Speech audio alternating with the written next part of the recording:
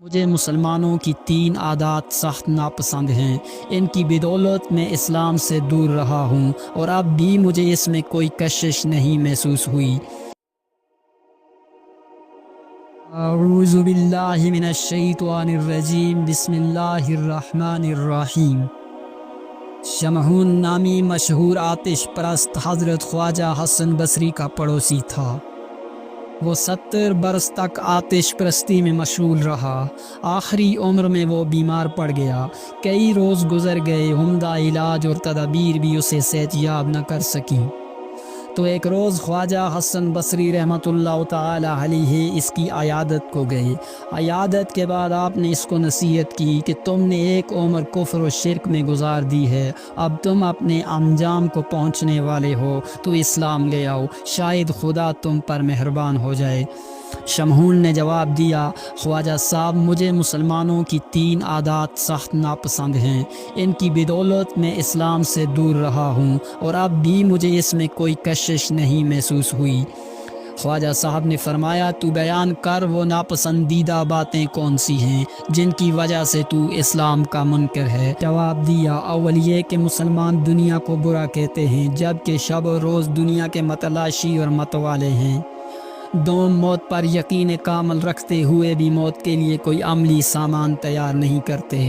سوم، یہ کہ خدا کے دیدار اور خدا کو حاصل کرنے کے بھی متمنی رہتے ہیں اور ہر وہ کام بھی کرتے ہیں جو خدا کو پسند نہیں۔ خواجہ حسن بصری نے جواب دیا کہ تمہاری گفتگو بڑی اچھی ہے، اس میں حق شناسی کی دلیلیں ہیں، مگر یہ بتا کہ تو نے صرف ان باتوں کی وجہ سے 70 برس آتش پرستی میں برباد کر دیے، جبکہ ایک مسلمان اور کچھ نہ کرے کم از کم خدا کی وحدانیت پر یقین تو رکھتا ہے اور اس بات سے اس کو خدا کا قرب تو مل جائے گا۔ تیرا کیا خیال ہے؟ تو نے آتش کو پوجا ہے تو آگے جا کر تو آگ سے محفوظ رہے گا، اور ہم لوگوں نے آتش پرستی نہیں کی تو ہمیں آگ جلا دے گی۔ یہ کہہ کر خواجہ صاحب نے فرمایا کہ ایک آگ جلائی جائے، میں اور شمعون دونوں اپنا ہاتھ آگ میں رکھ دیں گے، دیکھتے ہیں آگ آتش پرست کو جلاتی ہے یا خدا پرست کو۔ یہ کہہ کر جلتی آگ میں خواجہ صاحب نے اپنا ہاتھ رکھ دیا، مگر خدا کے فضل سے آگ نے آپ کو کوئی ضرر نہ پہنچایا۔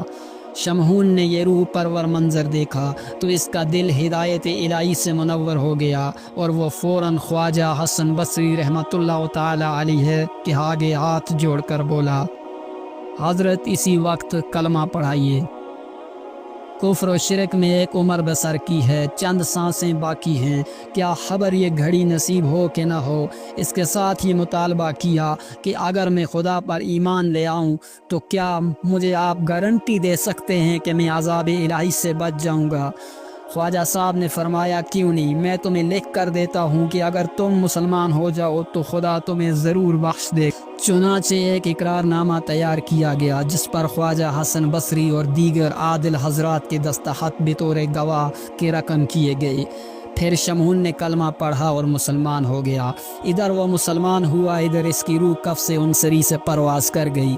خواجہ صاحب نے اس کو غسل دیا، کفنایا اور وہ عہد نامہ اس کے ہاتھ میں دے دیا اور اس کو اپنے ہاتھوں قبر میں اتار دیا۔ رات کو خواجہ صاحب کو ایک پل کے لیے بھی نیند نہ آئی، ساری رات نوافل میں ادا کی اور خدا کے آگے عرض کرتے رہے، اے رب کریم، میں تو خود ایک گناہگار آدمی ہوں، میں کسی کی بخشش کی کیا ضمانت دے سکتا ہوں؟ میں نے ایک دعویٰ کر دیا ہے، اب تو میری لاج رکھنے والا ہے، ورنہ قیامت کے روز میں اس شخص کو کیا منہ دکھاؤں گا جس نے میری ضمانت پر کلمہ پڑھا ہے۔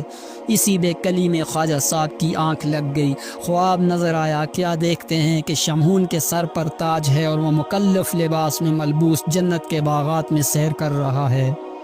خواجہ صاحب نے فرمایا، اے شمعون، سنا تیرا کیا حال ہے؟ شمعون بولا، اے حسن بصری، میں تو بتانے کے لیے وہ زبان اور الفاظ نہیں رکھتا کہ خدا نے مجھ پر کیا کیا مہربانیاں کی ہیں۔ مجھے میرے گناہوں کی معافی دے دی ہے، مجھے بہشت کے محلات میں اتارا، مجھے اپنا دیدار کرایا اور وہ انعامات دیے کہ بس میں کچھ بھی بیان کرنے کی قدرت نہیں رکھتا۔ پھر اس نے وہ عہد نامہ حضرت حسن بصری کو واپس کر دیا اور کہا اب آپ پر کوئی ذمہ داری نہیں، آپ ہر ضمانت سے سبکدوش ہیں۔ جب خواجہ حسن بصری کی آنکھ کھلی تو وہ حیران رہ گئے کہ وہی اقرار نامہ آپ کے ہاتھ میں تھا جو آپ شمہون کو دے کر قبر میں اتار آئے تھے۔ آپ فوراً سجدے میں گر گئے اور عرض کی اے مالک کون و مکان، تیری ذات کتنی مہربان اور رحیم ہے، وما علینا